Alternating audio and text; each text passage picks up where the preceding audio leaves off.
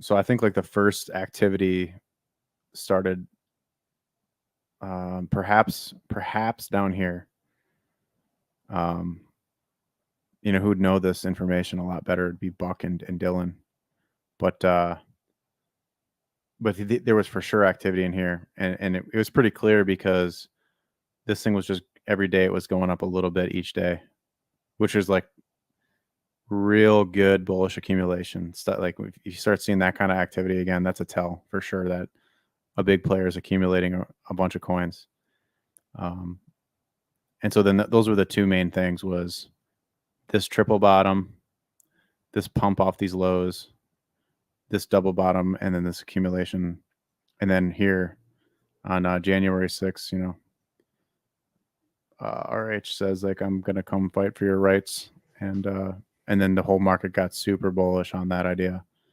And I think I don't think this whole move was all him or the SAC wallets. I think this was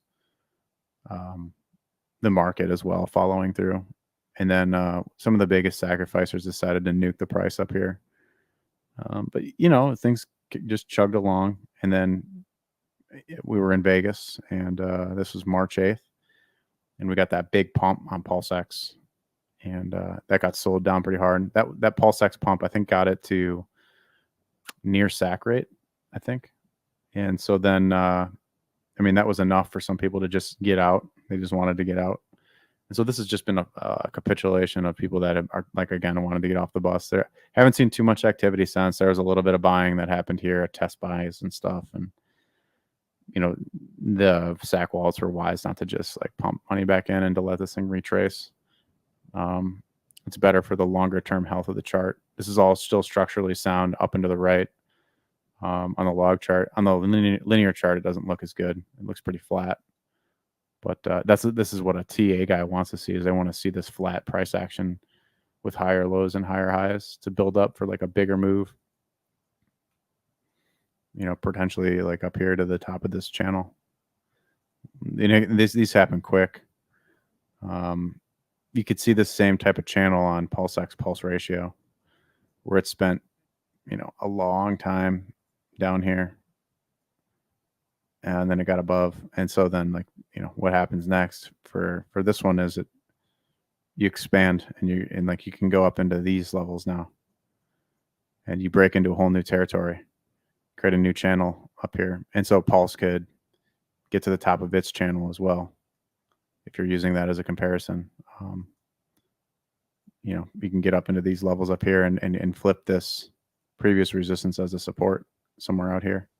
Is the upside, when you're looking at the chart and otherwise, and trying to forget all the fundamentals about the ecosystem for a moment, does it feel like the upside asymmetric risk here too is way better than the downside? I think that's what maybe some people are kind of thinking about that too. Like, hey, is this thing going to go lower? Is it going to stay there for longer?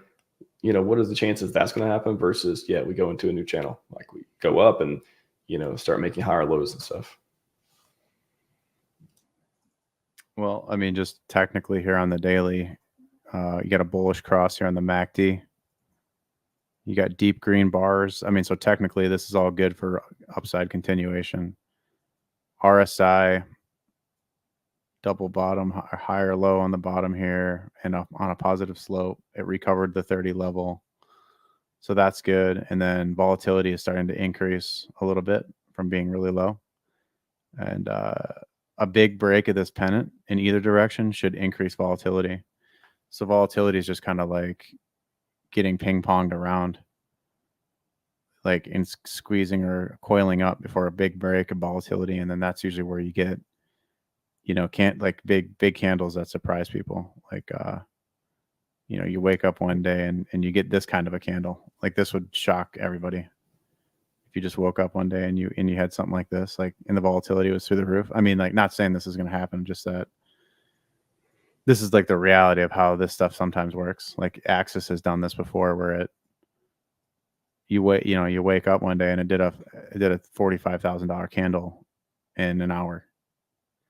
10x. So it does happen, and it happens on PulseChain.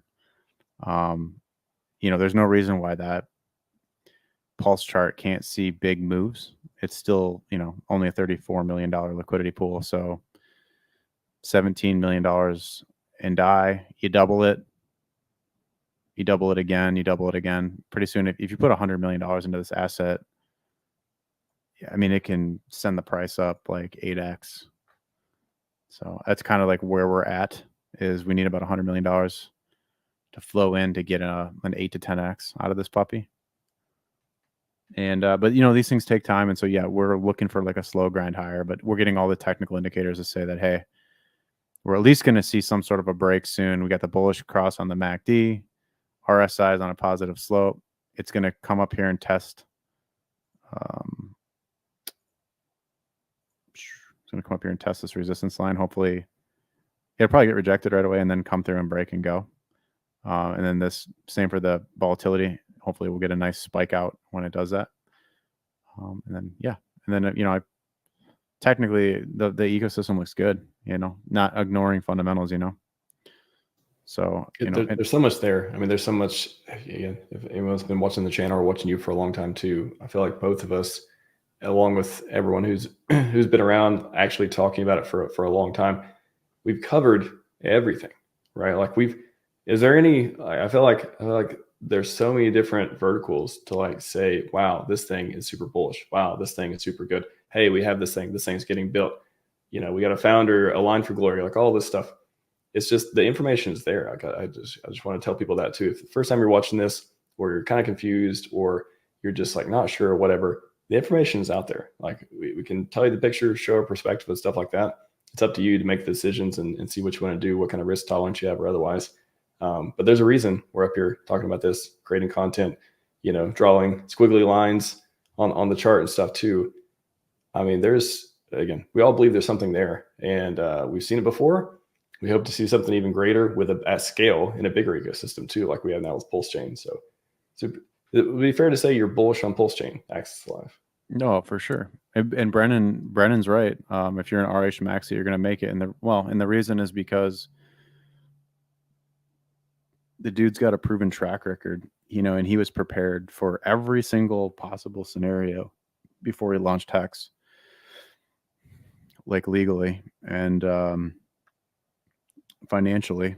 He was so proud of talking about, you know, calling the top on the day. And if you call the top on the day and you're saying it with conviction, you likely sold the top on the day.